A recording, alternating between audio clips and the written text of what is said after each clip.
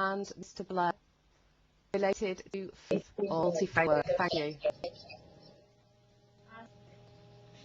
Good morning, Ms. Blair. My name is Sean. I practice Islam while all of my friends are Hindus. Their religion does not bother me and has never come in the way of our friendship. My question to you is, if as children there are no religious barriers between people, why is it that as they grow older, they grow angrier and violent towards other religious groups? Thank you. That's a great question. And I'm not sure I know the answer, actually. I think what happens is sometimes is that people, start to look at their religion as something that they have, which is different from someone else, and then they get frightened by that difference.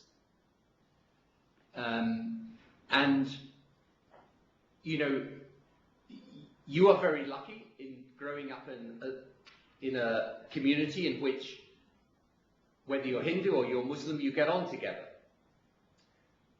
But sometimes people grow up in communities where that's not the case. And one of the reasons for this program, which we call Face to Faith, is so that students of different faiths can interact together. Because for some of them, it will be the first time, actually, they will meet somebody or talk to somebody who is not of their faith. Right? So you have been brought up in a situation in which for you it's very natural to mix and get on with someone of a different faith. But sometimes, I'm afraid, the angry older people were at one time angry younger people too. Now let's hope that you and your friends, as you grow up, you carry with you the experience of getting on together. But there are parts of the world in which people never mix with someone of a different faith. And then as they get older, they start to see that person as frightening because they're different. And that's part of the problem. That's why many, people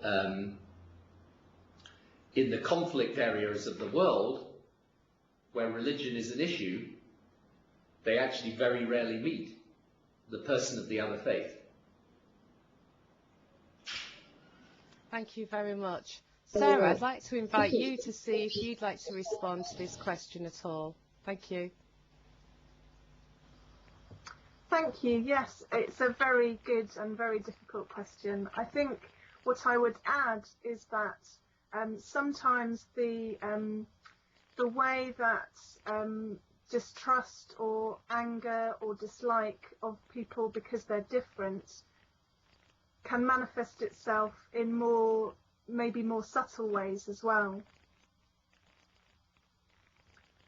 So I've mentioned about the discrimination faced by Indigenous and other ethnic minority groups in accessing healthcare, which is one of the reasons why those groups are often poorer.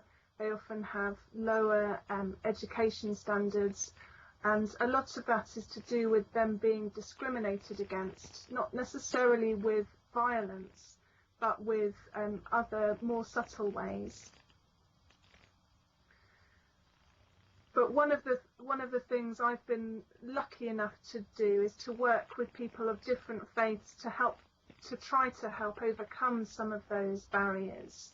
And we find when we are working with different communities that dialogue and education and working together can make a real difference to challenge some of that fear and distrust of difference. Thank you very much, help Sarah. with, Sorry. just finally to say, it can help us to also understand the shared values that we have across different faith groups and people of no faith, values like human rights and justice and solidarity with the poor. Thank you. Thank you, ma'am. Let's bounce the question back to Salwan School. Why do you think you see this in your own communities? What do you think the cause of this change might be?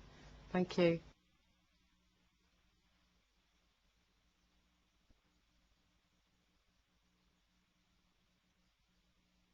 Please repeat the question.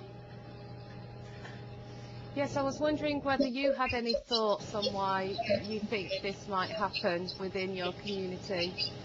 Thank you. Maybe it's because as people grow older, they grow more selfish.